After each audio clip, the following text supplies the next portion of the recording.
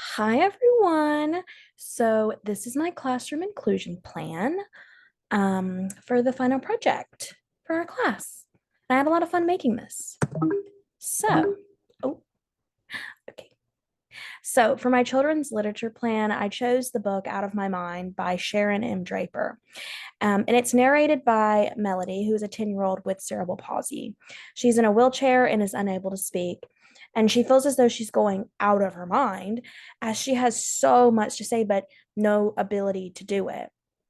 And the book puts the reader in her shoes, and the students reading it have a develop like a shared frustration because it's so personal, and it also just explains a lot of things that maybe fifth graders don't think about, right? And it's and they just share this like frustration and sadness throughout the book.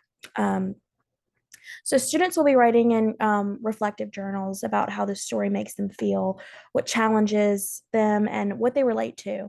And this helps students to understand obstacles that others face and be more empathetic to people different than themselves, which I think is a big thing to do, especially for fifth graders. They're like entering this like transitional time, and they're able to think kind of beyond their own wants, their own experiences. And I think it's a great book for students to read. And sometimes maybe students might relate to this because they have, learning disabilities or learning challenges or challenges that they feel they can't speak of or talk about. And I just think it has a wide array of people that it could reach and connect with. So, for my inclusive instructional strategies, Michael is a high functioning student on the autism spectrum. He does well with differentiated instruction in a general education classroom. Michael excels in his classroom but struggles with understanding the complex world around him. In this lesson, Michael will learn coping mechanisms and about resources that he can turn to when he becomes overwhelmed or scared.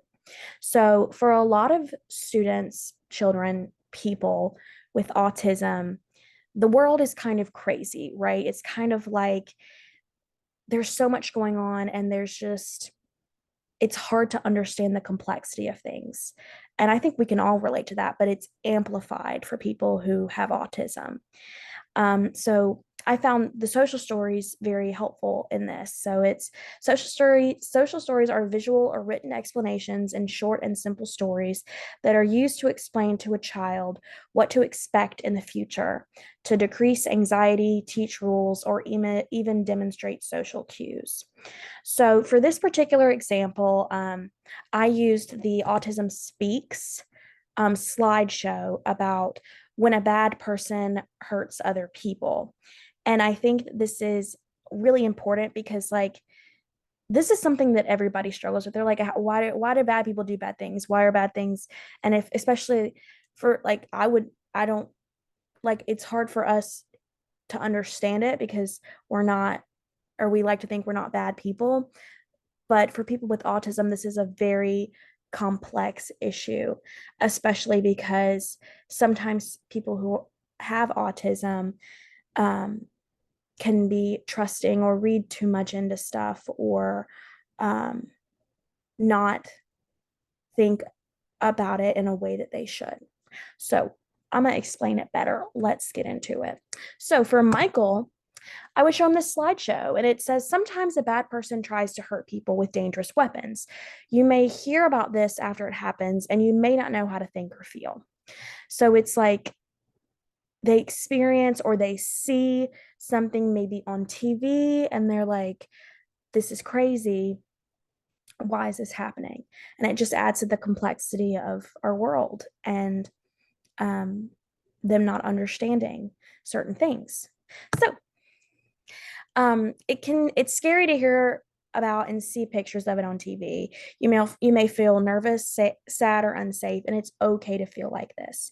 So it's like so emotional regulation can be difficult for people who have autism because sometimes even noticing what you're feeling or even noticing what they're feeling is a complex issue, right? And it's noticing what you're feeling and why. And so this slide is just to say like, hey, Michael, like you're feeling nervous and sad and unsafe, but those are normal feelings. Like, this is a normal reaction.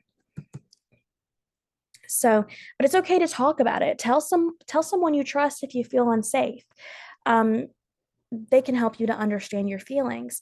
So this is kind of pushing this, you know, it makes us feel better when we talk. Like, humans want to talk about it. A lot of us, trying to like shove it down and like, but when we feel unsafe, particularly when children feel unsafe, they need to know that they should talk to someone that they trust about it.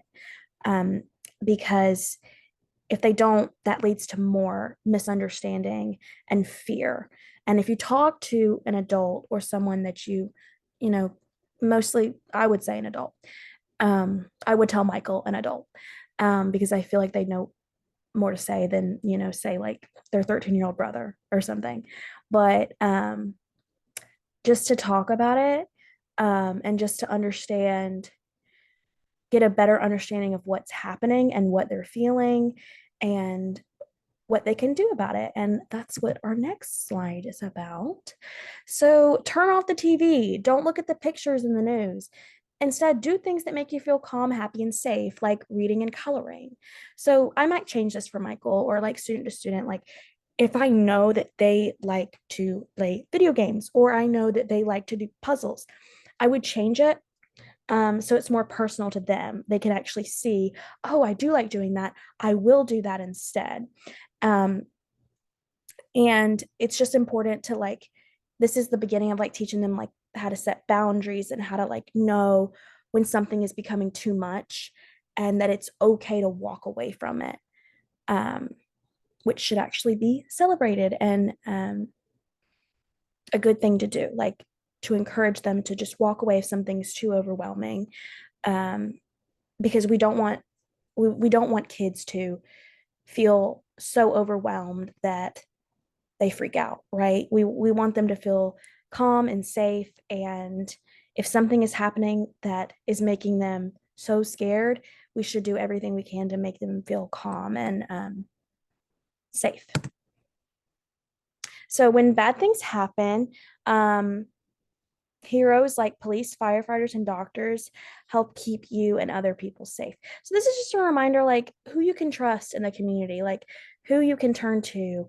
And it just sets a good precedent for, like, if something did happen, God forbid, they would know that they can trust the police and the firefighters and doctors to keep them safe.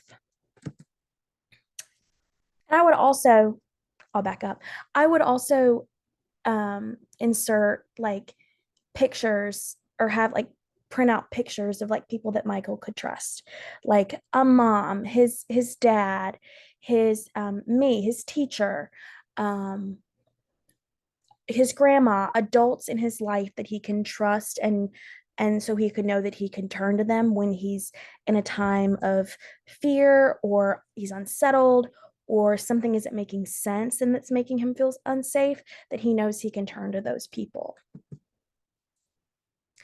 And so just some things to try for Michael. Like, it's okay to feel scared and nervous and unsafe. These are normal emotions that everybody experiences. But you should tell your parents or someone you trust how you feel. You should never feel like you have to keep that in. And you should never, ever feel like you don't have someone to talk to, because you absolutely do. Um, don't look at pictures of what happened. Don't. So this is like reminding Michael not to fixate on something that bothers him. And that seems to be an issue, at least in my experience, I've run into with kids who are on the autism spectrum. It's if it's something that they have a reaction to, they fixate on it because they don't understand why they're having that emotion, or they're trying to figure out what it is that's making them have that emotion. And so that's part of this PowerPoint's goal too, is to explain it so maybe they don't have to fixate it on as much too. um, do things that make you happy. This is reminding them that you shouldn't ever have to feel like you have to be scared or fearful or upset. Like, you're a child, and you're supposed to be happy. You're supposed to be joyful. Sometimes we do things we don't really want to do, like sometimes school, but at the same time, you should feel happy and safe, and that's important. Think about the heroes who help people.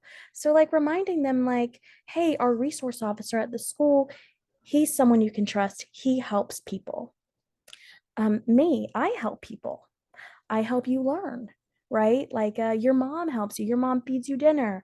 Your dad makes you breakfast. Like just thinking about like this term heroes could be put into like heroes in your life, like not just like heroes that are in the world, but like heroes in Michael's personal life.